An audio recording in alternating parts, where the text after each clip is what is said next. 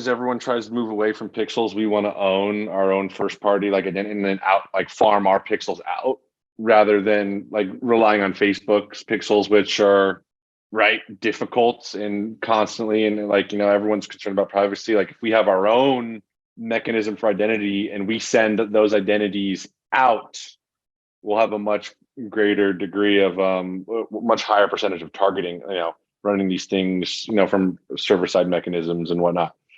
So that's a big focus. What, you use the word identity. What you're talking about is first party, zero party data.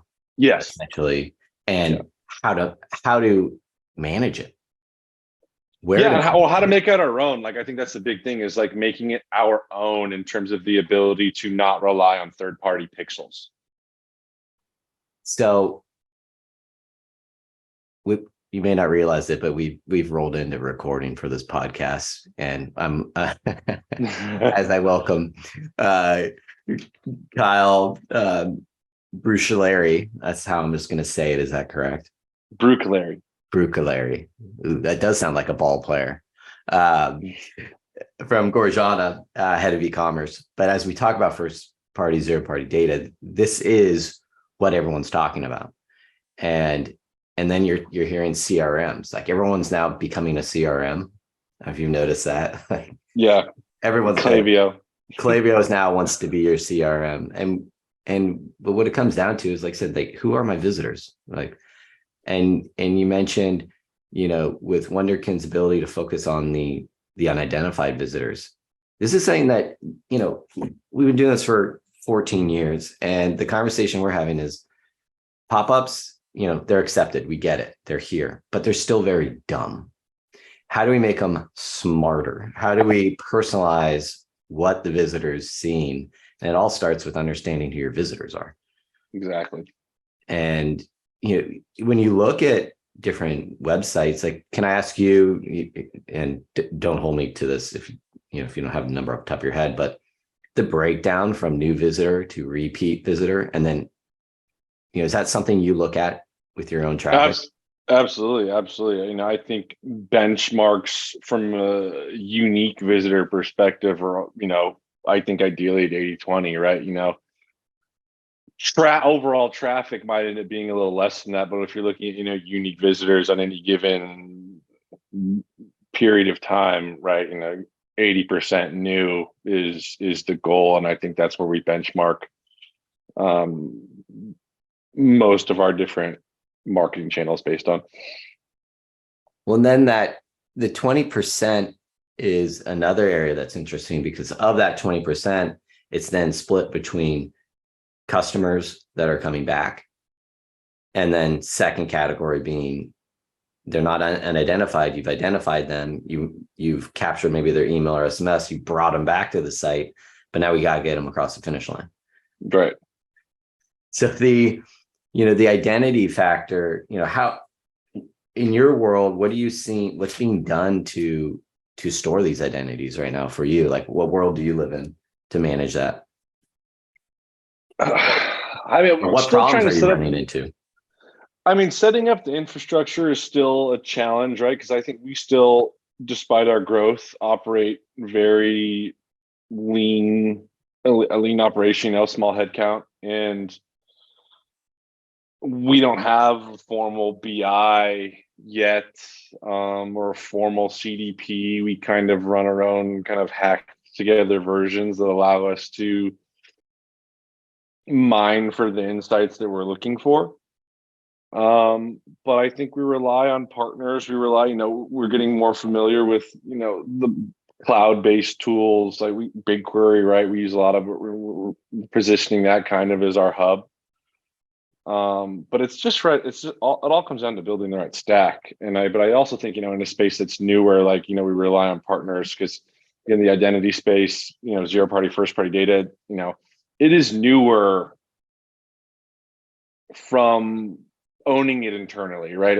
Because everyone to this point has farmed identity out, right? You have another partner that does it, or that's what pixels are, right? Pixels are on our site to help Facebook establish identity. Right, but there's an issue with that now, because that signal is so much weaker because of Apple, and their war against Facebook, right? So the signals are weaker than ever because those third-party tracking mechanisms are weak than ever. But we every day there's thousands and thousands and thousands of people visiting our site. So the data is there, right? We just have to build the right foundation to manage it and learn from it. So that's a huge focus right now. Does that give you anxiety knowing that every day you have customers coming in where you just don't know who they are, what's going on? Yeah, I mean, because I think it's one of the bigger challenges, right? I think it's like, I mean, you said it just a minute ago, like everything revolves around knowing who your customer is before they get on your site, and also when they are on your site, because when it tells you what product you should show, what content you should show, where they should, like, there's all these different paths for them to go down. But you have to know who they are. I think, first of all, beforehand, I think a lot of marketers have kind of dummy personas that are not data driven in the sense, or not backed in reality. It's just like, well, we think our customer is this. Well, it's like, no, I mean, I tell marketers, invest more time in figuring out specifically who your customer is, think about them like a credit card company thinks about them. Do they own their home? Where do they shop? How much money do they spend? These attributes that apply to everyone, and not like, I used to see, old, customer profiles back in the day were just like, oh, Kelly shops at Lululemon and like, they're very qualitative in that sense. But when you're looking to own, first party data, it has to be quantitative, and it has to be attributes that can be applied towards large data sets. And you can't really do that with these kind of qualitative, oh, they like going to the beach, and they like shopping here. Those don't really work. They're not scalable. Well, as we look at the 80%, which I think is the biggest opportunity for businesses, one trend we're hearing right now is people, now that pop-ups have been adopted, people are doing the basics, is that they set up the basics, and then 3 months later, 6 months later, a year later, they really are experiencing kind of a stale list growth. They've been sitting at this stagnant number, and now they're like, okay, well, what do we do? Okay, we accept it. Pop-ups historically have been very, there's been a lot of skeptics behind it, and people have been like resistant to kind of implement. Now they're standard, they're in templates. Klaviyo has, everyone's got a basic pop-up. Okay, well, what's the next step? As we look at that 80%, with Gorjana, are you looking at, just the basics in terms of, do you have international shoppers? Do you have, you have a lot of stores now, you mentioned, like, are you looking at geo-targeting customers? How do you approach that 80% view of your customers? Or I should say visitors, given that they're unidentified. We would like to capture as many of them as possible. And I think, and that's why pop-ups are so important, because they're really the primary, like it's our micro conversion, right? Getting an email or a phone number, or in an ideal case, both. Because from that point in time on, you're able to build a profile around them, understand their behavior, test different messages against them to see what works and what doesn't. So there's really nothing more important than to kick off the customer journey. And there's, I think, right and wrong ways to do it. But I think you have to have a tool that allows you to confidently capture as many as you can, and serve as many as you can, right? Because it is a numbers game, right? And if you're not able to serve, if you're not, a broad swath of traffic being anonymous, being unidentified, if you're not able to serve those users, you're missing out on a lot of potential data that you're not getting, and people that you're not sending abandoned carts to, or abandoned browse, or whatever. Now you're not sending text to. So it's really crucial that you can rely on that tool to kind of, to kick, like I said, in most cases, it's the first thing you see. So it needs to be quick. It needs to function. It needs to be easy. I think one of the mistakes I see so commonly is like, why people ask for more than one thing in their pop-up is, I think always perplexes me, right? Like the shortest path to a conversion is, or to anywhere, is a straight line. A straight line in the pop-up sense is you ask for one thing. And what's the most important thing you could ask for? Well, that's up to any individual business. But I see all the time people asking for first name, last name, email, phone number, birth date. Like, you have to pick one.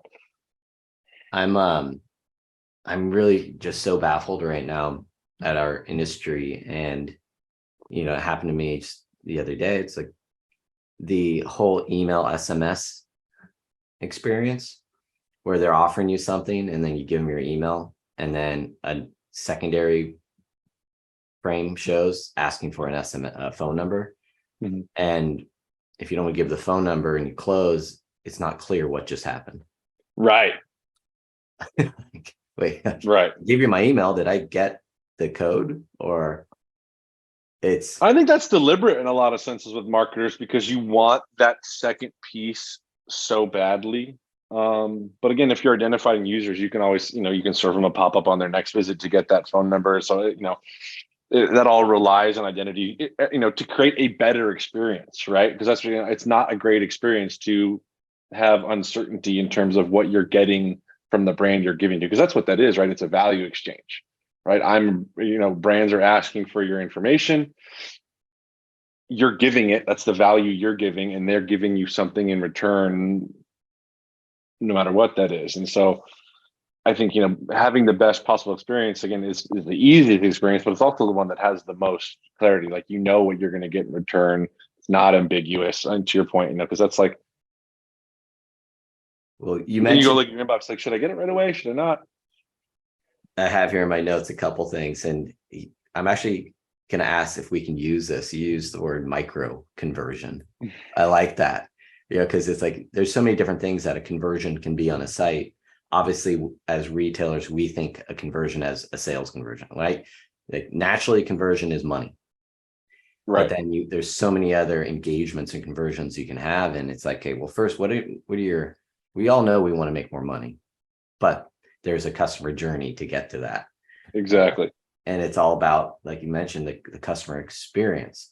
So, customer experience to me, I think is truly what conversion is. It's what allows and creates for a conversion. Understanding what experience your visitor wants, and every visitor wants something different. When they land on your site, they want you to understand what their needs are. Are you, at Gorjana, your title, is one that when I see it, I emphasize for you because I know, having been in that role, and you mentioned you're a lean team, you work directly with the founders, kind of painting this picture of your daily life and the reality of your world. You're not alone in this role. A lot is being asked from e-com managers, directors, VPs, owners, everyone. There's a lot falls on your plate. It's a very entrepreneurial role. And us talking about, your visitor experience is just one facet of your day, week, month. What I love hearing about is, now that I'm not in this role anymore, what's keeping you up at night? And it's probably, if I were to ask you this question next week, it's probably gonna be something different.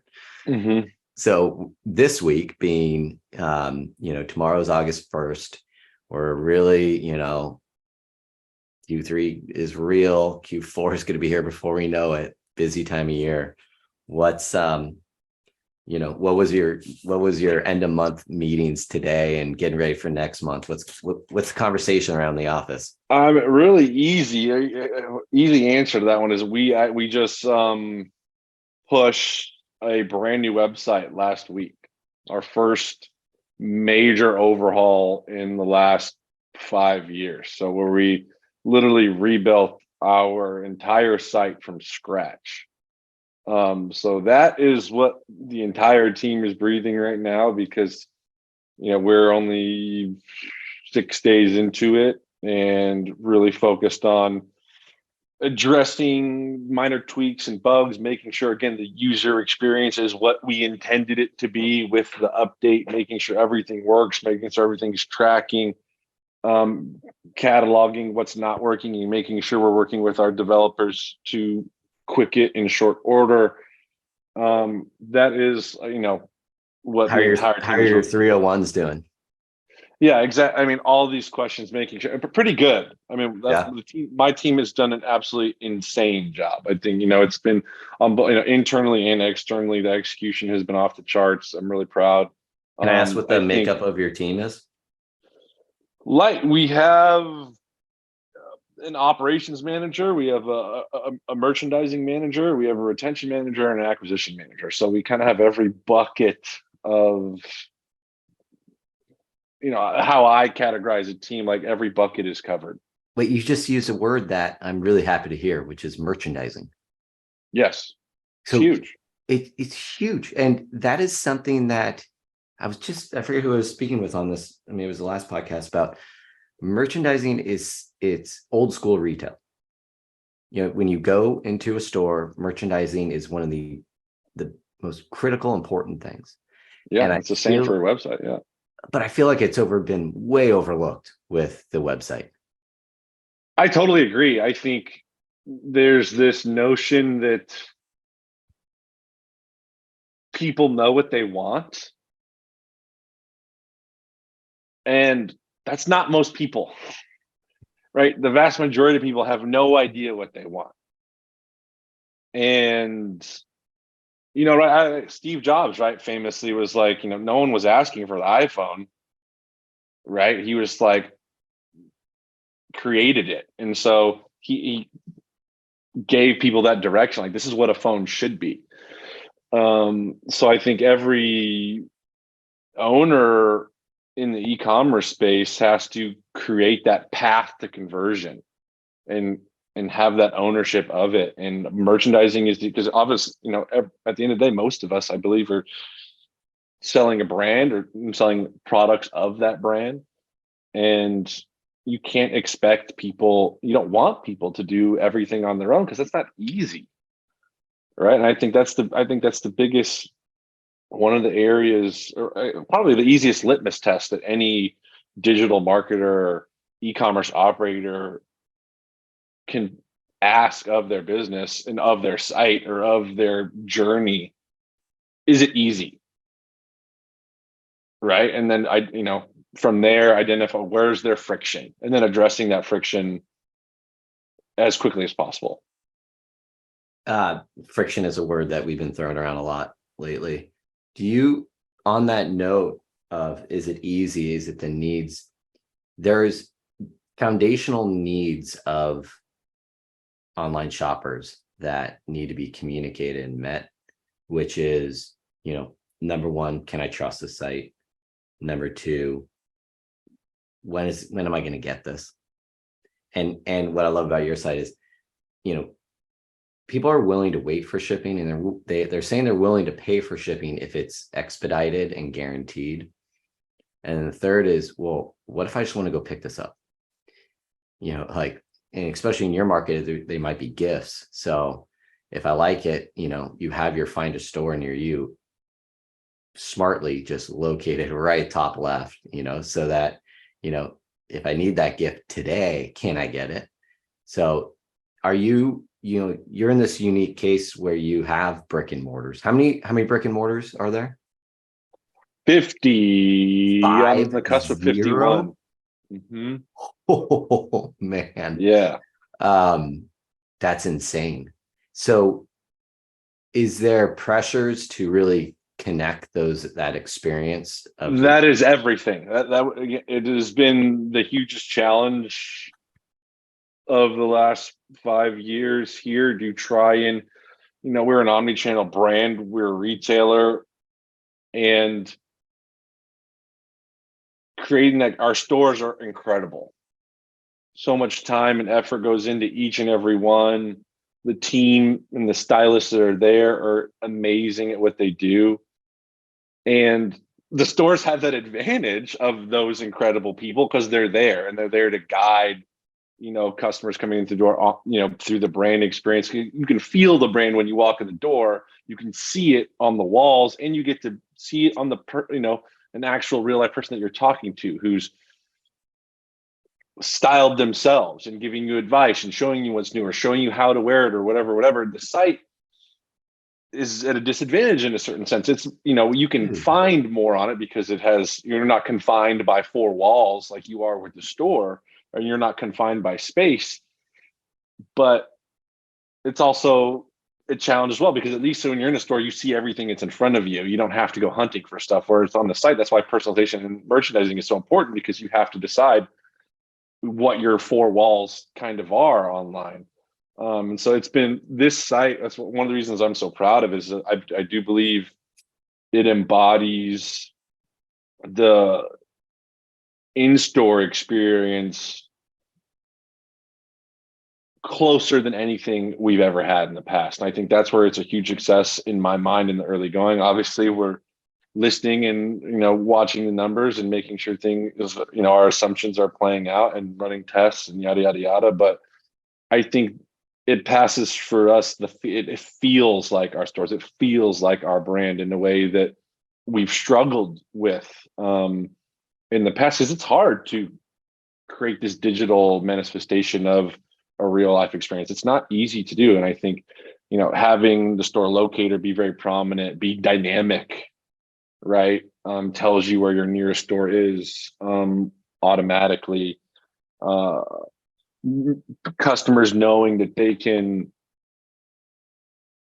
pick up in store is huge. Honestly, it's the perfect conversion, to be honest. Like for us, if someone buys online but they're going to pick up their order in a store, there's no better conversion than that, because they're getting the best of both worlds. They're getting the convenience and speed of e-commerce, but they're going to the store to experience the brand and see what else is there and see the jewelry on real people. And that's a huge goal of ours. Yeah, I'm clicking around Gorjana.com. Anyone that's listening, just to kind of check out this experience. When we talk about resources, one thing that's always, I've always kind of thought of when I look at brick and mortar, having run a brick and mortar as well as multiples, the amount of resources required to open one store, let alone 51. And between staff, each one needs its own, that back in the day, they had you had to get a subscription to these CDs for music. I don't know how they do it in store now. It's probably just Pandora, but electricity, everything. And that's why I love the online experience, because it just takes, you can service the entire world out of one location, and you can scale it. For you, I imagine your resources get stolen away to help some element of in-store at all, like is there any like POS elements you get pulled into, or wholesale? I think absolutely. I mean, I think, again, we look at it as one business, right? And these are just different channels, and everything is very customer centric, right? I think, and I'm incredibly grateful to have it, because retail is such, not only does it help with new customers, but it's a massive retention and LTV driver. Because again, people want to try it on, they want to touch it, they want to see it, and it's a huge validator as a brand as well, right? Because anyone can run an Instagram ad, anyone can put up a Shopify storefront. It's not hard to do. You could pay for a Shopify storefront with a template and upload products for $500 or something. Anyone can do that. But to exist in real life, on the street, in the mall, and have a really great experience is not easy. And it's something that, I'm grateful we have, again, an outstanding team that, stands up these stores and creates this incredible experience. It makes my life easier. It makes e-commerce easier to have that, right? Because you can always rely on the customer being able to go in the store, to touch the product, to go to the store, to solve answer customer questions, to handle returns. It gives a face to the business. Whereas I think oftentimes the point of friction with digital and with e-commerce is that it's faceless, is that it's anonymous.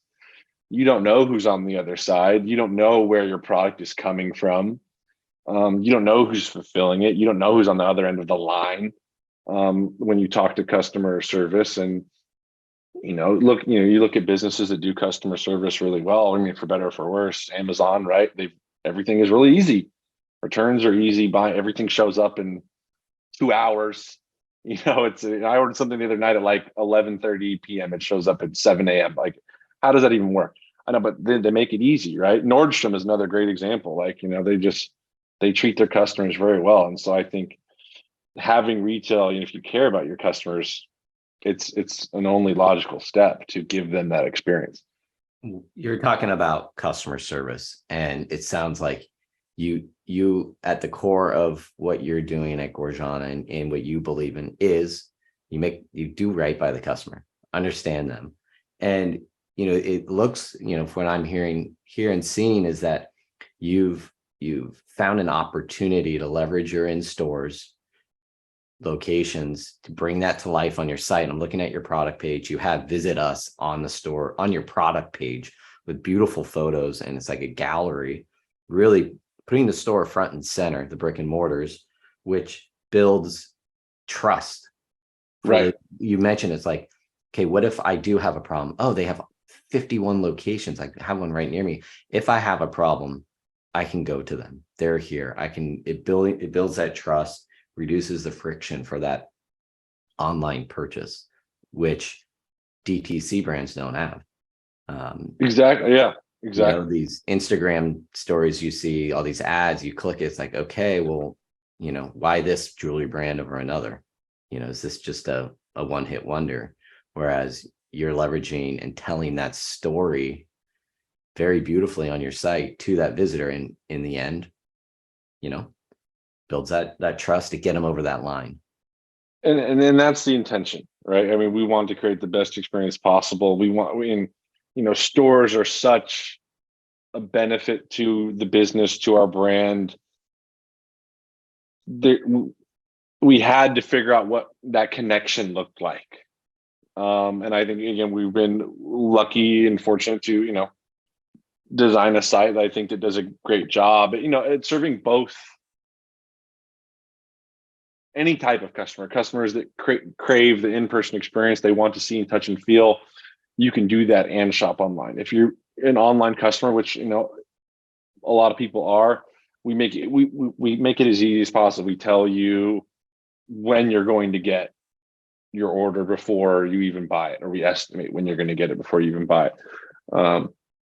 So I think it really is all about making that experience easy and good, and one that a customer can feel confident in. And it all comes down to trust. You mentioned something before that has stood out to me here, is you mentioned the in-store stylist.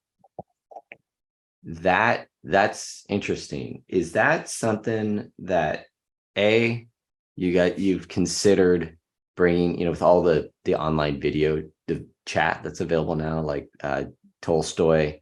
I'm gonna have Dov on. I worked with him at Yotpo for years. He now launches awesome video chat tool for customer service. You have that opportunity. Then the second would be, have you experimented with booking, with that, taking an online visitor offline and getting them to book a stylist date at their local store? We have the latter, yes, absolutely. And we did for a short time. And I think the pitfalls there is just that it's just not easy. It's just not. It's not easy. I mean, obviously, you run an incredible company, big company, busy company. You're a busy guy, right? Like, how hard is it for you to manage your calendar, right? And again, you probably, you have an assistant, I'm sure, right? I don't, right? And most people don't. And so for even as a customer to create an appointment and then to keep that appointment, that's not, a dentist or health related, like, it's difficult to remember, right? And for the team internally as well. I mean, we do operate by the same principles. We like to make things internally as easy on, people as possible. And it just, on both sides, it was a challenge. And again, that's not to say we didn't see value in it. I think, those customers that did book a meeting with the stylist, I mean, they show obviously such a significant degree of intent. The conversion rate of those phone calls or whatever were really high.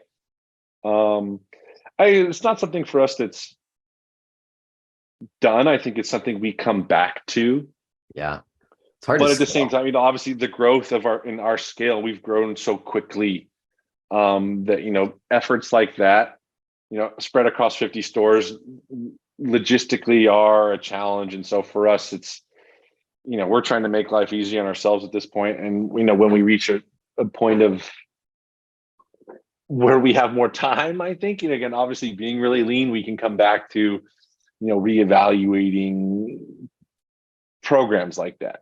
That's a good, I think that's the most honest, great way to respond to that. And I think if we were to sum up what, today, what we've kind of explored is that, given you can't choose everything, you got to choose the right winners. And with the new site launch, you've chosen to really build trust with your website visitors by reinforcing the fact you have 51 plus stores nationwide. Is it nationwide or international? Nationwide. That these visitors can either visit if the returns, any issues with the product. And I won't repeat this. What is that story again? You chose to really, in your site redesign, put your 51 plus stores front and center. Can you, internally, how did that decision fully come about, and why are you so happy about it? Well, I think retail, I think, is what we are as a brand are so incredibly proud of. And I think us especially, and maybe more than most, because we've earned it. I know, our founders, Goriana and Jason Rydell, they take such an immense degree of pride in designing that experience and choosing thoughtfully every location. So much goes into it. And gosh, I lost my train of thought. Well, it's okay. I threw it at you, but it's really what you chose to really put the brick and mortar front and center. Right. So, I mean, for us, the stores are so important. They're so important to our customers because there is a one-to-one relationship being built with every customer that comes in the door. We had to find a way to make that connection more prominent digitally, and build a stronger connection to the stores through merchandising, through honestly just being able to find them, knowing where they are, being able to shop them online, but in store, again, with buy online, pick up in store. So it's been a challenge because I think it's a space where technology is continuing to evolve and has to continue to catch up, right? For companies like that have unlimited resources, there's obviously several companies that have probably been ahead of the game for a long time. The big box retailers, but like for REI's, REI's done a great job. I forget who I was talking with, and it's like, who's doing a great job at in-store pickup, and it's REI. Like, exactly, and I remember where I was going with so I think what we're also so proud of with retail is that we've earned it. Right? This business since Jump Street has been completely bootstrapped. Right? So every new store is a store that we're earning. There's no Series A, C, there's no, venture capital, that, because there are obviously a lot of brands over the last 10 years that raise $1 zillion and they can open a bunch of stores. And I think it's a shortcut. And I think for some brands, obviously there's cases both ways where it works out and somewhere it doesn't. But I think one of the, you go too fast and you lose your identity as a brand. You lose your focus in terms of what's important, the customer, right? I think, Allbirds is kind of a cautionary tale in terms of where they're at right now and how fast, how much they raised and how quickly they rolled out stores and product lines and yada, yada, yada. I think when you look at, everyone is looking for shortcuts, and there's not a lot of they just don't really exist. I mean, there are, they're not universally don't exist, but shortcuts are incredibly hard and they rely just such a huge degree on luck. And I'm proud to, be working for a company that, does things the right way, does things thoughtfully, and knows what's important. And that, first and foremost being, the people that work here, and then obviously our customers. Well, and you mentioned everyone wants to just race to the success top, but in the end, to build a sustainable, successful business, you got to put your customer at the core. Yeah, and it's longevity, build right? off And it their can be needs and grow. This, it allows you to grow sustainably. Even with our business, same deal, being self-funded, bootstrapped. We stray ourselves, and we're coming back to being more of a product-led growth company, where it's like, look, what do the customers need, and just build based off whether it's the products you build, the jewelry, the stores, experience. It comes back to the customer. Yeah, and it's easy to get distracted. So I totally empathize there, because it's not like everyone does. And like, I think you mentioned, would we offer, the ability to video a stylist? Maybe, but like, is that easy? Does the customer want? Is it easy for them? Is it easy for the stylist? Is there a great experience there? And maybe the technology is not there. I know there are platforms out there that offer that, but I think there's a reason why they're not ubiquitous yet. It's just, talking on the phone to a screen is so impersonal. Well, just thinking, the only way to actually test it is to hit customers that already bought. So get some high value customers, go, hey, you've spent X with us, you qualify for a one-on-one. Right. Then they already are comfortable spending. That could be a way to test, incremental tests throughout. Definitely. It's definitely a great idea. Yeah. Like you said, when you're managing growth and high growth, that extra 1% may not make a difference, versus the efforts is you're just working to harness what you have and pick up. You always focus on, do you want 10% of 100 or 10% of one? Figure out what that 100 is and grow from it there. Exactly. Well, Kyle, we're hitting time here, but again, getting back to product-led growth, there's so much value for me just to hear, what, you're in the trenches right now. And as VP of e-commerce at Gorjana, you're doing a lot. And, what we spoke on is just a fraction of your daily world, but I'm sure others in the jewelry industry and the fashion, I'm sure they relate to what you're going through. And I hope our listeners can pick up some gems from Kyle here. But you launched your new site, you're live. Any other notes for our listeners on Gorjana that they should know about that I'm unaware of? Yeah, and correct before the body, it's Gorjana. Oh, I'm such an idiot. No, but it's honestly, that's the most common mispronunciation, I think. And also, it adds to the brand's mystique to a certain degree when the name isn't super easy to say. Well, it's like your last name, Yeah, exactly. Well, you think Gorjana's prettier. Well, just, we capitalized the U so that people could maybe understand how to pronounce it more easily. Yeah. It's funny. No, honestly, so what I like to rethink what's important to your customers and challenge your assumptions. I talk to brands all the time that think they need to discount, and you don't. All big brands alike. And I think it's a hard band-aid to rip off if you're a brand that's relied on discounts. And again, it's not universal. Just discounts and sales have their place depending on the business. But if you're a new business, especially for, the people out there starting a business or just getting underway, you're not 20 years old, you're not 10 years old, you're maybe 4 years old. Question whether or not you need to give discounts, to offer sales.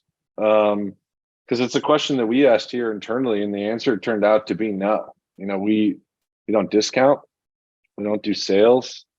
We believe in the value of our brand and the value of our product, and we are confident in that. We are confident in the experience that we deliver. And so it allows us to confidently not discount, not commoditize our brand like so many brands do. Just, oh, there's other options. There's not. There's only one Goriana. So if you're trying to buy a Goriana, there's only one of us. So there are no other options, right? And that's why, we're selling that experience, that brand. And so, and we don't want to just, and that's how we're able to deliver a great experience, a great store experience, is because we don't discount that. And so I would, I'm sure a lot of marketers are out there shaking their head like, what would happen to my CPA? Create a better experience. My response to that goes into, pop-ups need to become smarter. And, after 14 years, when I still see, the same copy being like, welcome, would you like 10% off? It's like, no, I don't care about price right now. Tell me that you understand what my needs are, that, hey, buy today, we'll ship it today, you'll get this in 2 days. Tell me that, there is a company behind this brand. Like, we understand as an online shopper, you have needs. We'll take care of those today. And by the way, just to be, as a new customer, we'll throw in a free pair of earrings, whatever it is, the free gift, because it costs you 10% of what a $10 off would be, because it's your product, you manufacture it. The cost to you is your cost. So there's so many more ways to be creative and engaging to visitors today. It's just, we're not so many. And that's and when it comes down to discounts, often, or not, again, not universally, I don't want to, make, but like, are often they're lazy at best, and at worst, they're like heroin, right? I think that's the comparison I would say the most, is like discounts are, because you can see, oh, we ran a sale or we did a discount, and you can see sales go up.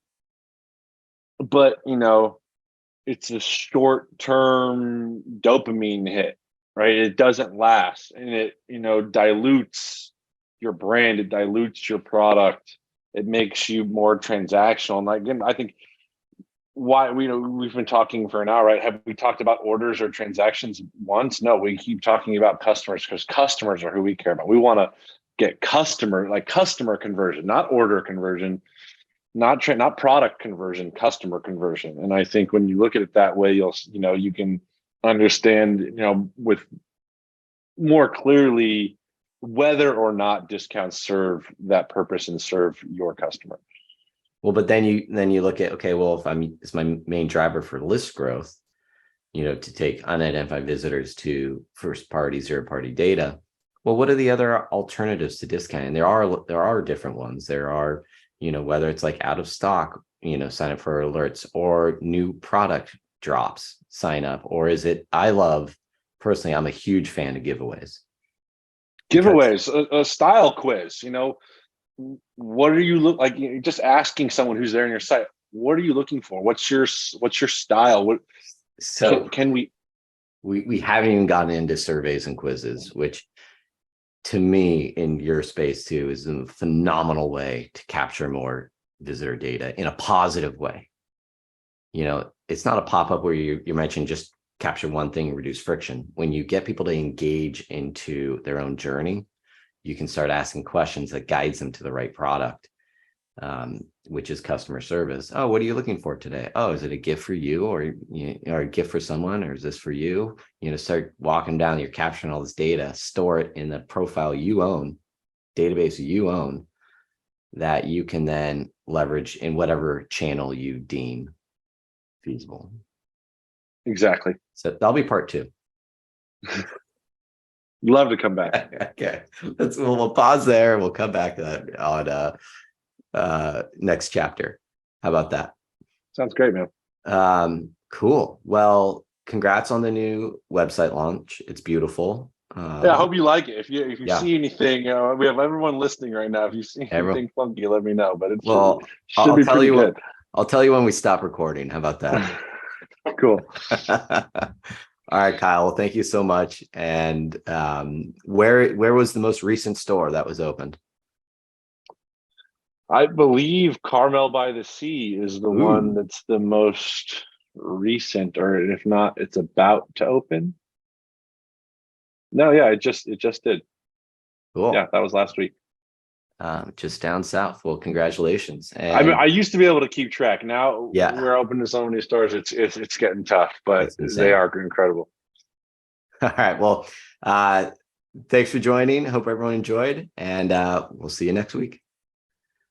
Thanks for having me.